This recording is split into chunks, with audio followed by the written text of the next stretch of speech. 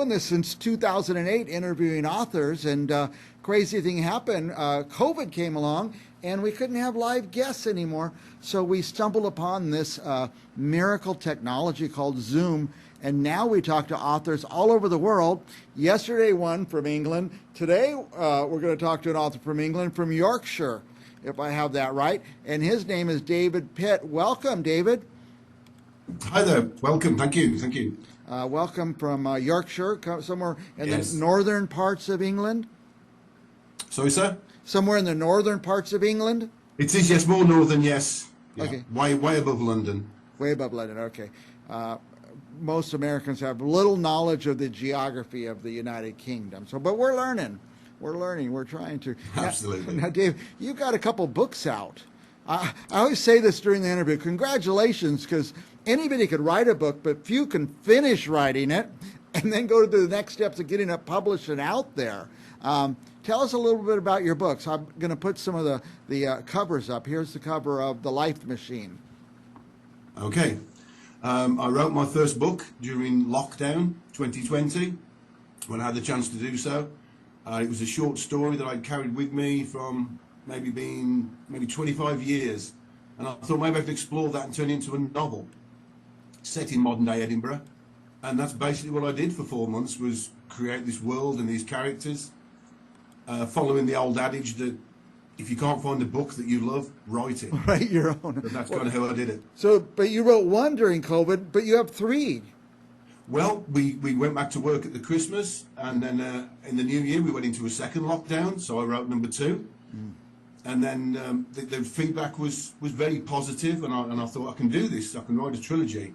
So I quit my job last November. I finished off the third and final part of the Alex and the Angel trilogy, and here we are. That would be, let's see, The Red Frame was the third one? The third and final part, Yeah. yes. What can you tell us of the story, without spoiling it for anyone? Okay, it's a psychological thriller with supernatural elements. The whole story is called Alex and the Angel. The story begins with a man in a very bad situation who decides that he wants to kill himself by jumping off a building.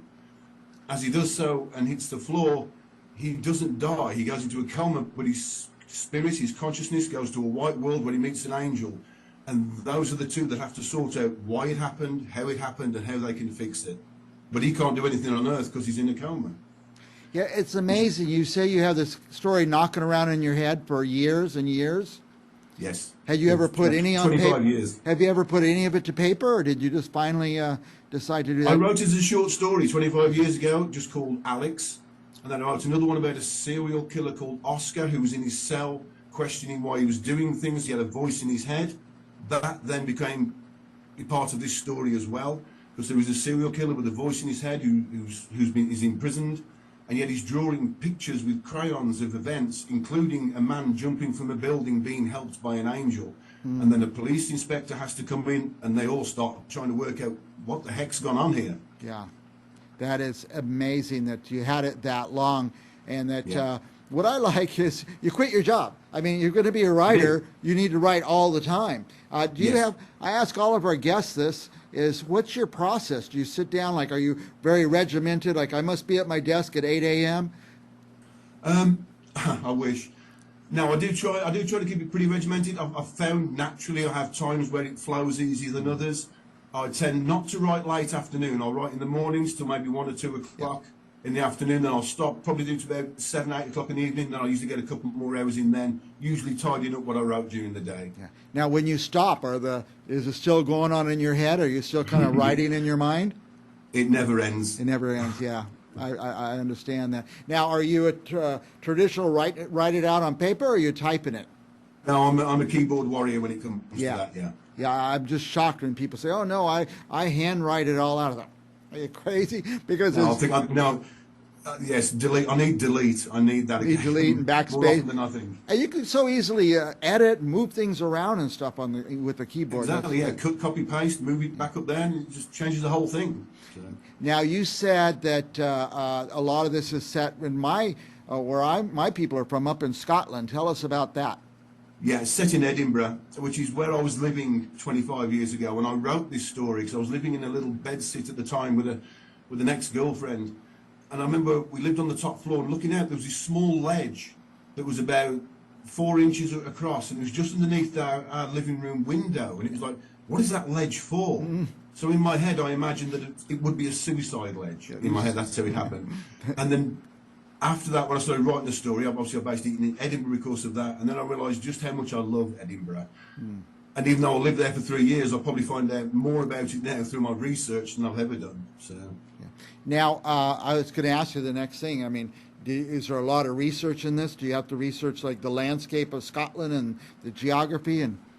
very much so, very much so. Yes, incredible amounts. Way back when, the geology even of it, what the stones are made of, how they react to certain things. I found myself doing all sorts. Obviously, the animals that you would find in the city, the wildlife, so that they can be mentioned. They're all part of one living organism, which is in a sense what the life machine that starts this story is.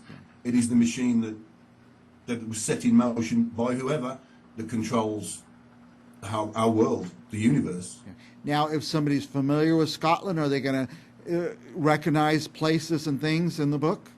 Definitely, yes, definitely. I used the same street name, the same building that when I first imagined it is exactly the same building in this. The only thing I did do was there's a particular chase scene that ends at Edinburgh Zoo, and for dramatic effect, I moved the zoo from Corstorphine on the sort of a lower level and put it up on the mountains, so that you have to go up to the mountains on the chase scene.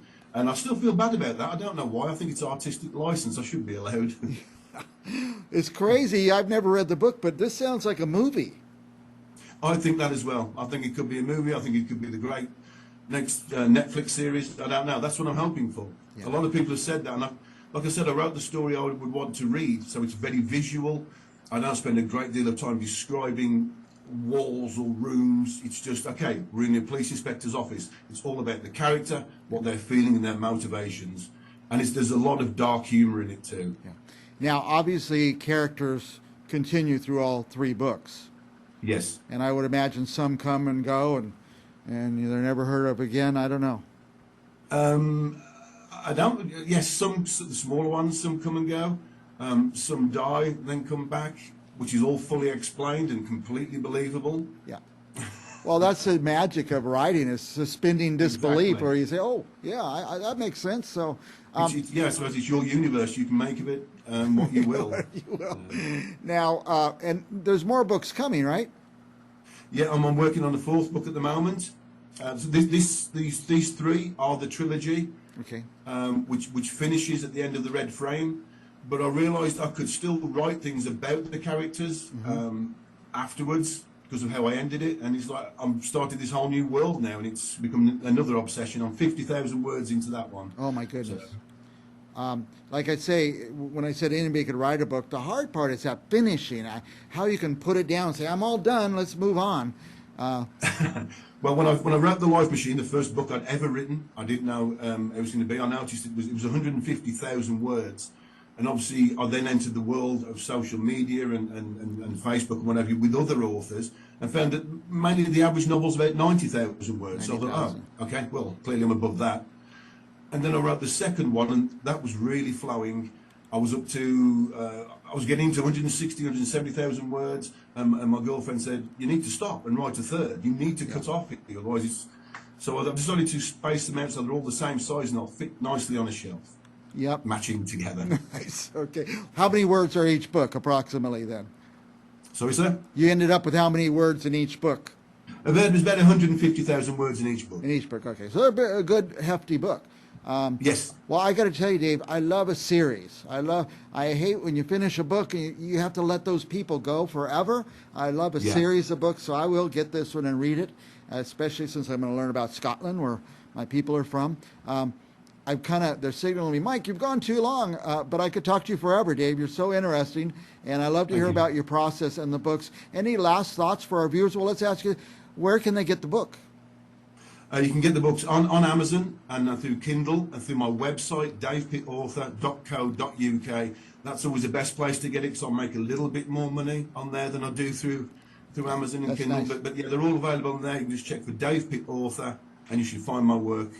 Dave Pitt, author. Okay. By the way, Yeah. we found you on Instagram. I tell my interns and bookers, I say, find interesting people, and they stumble upon your Instagram, and they say, no, Yes. this is the guy. He's a fascinating guy, and we have that on the screen at Dave Pitt _author. Wonderful. That'd be great. Yeah.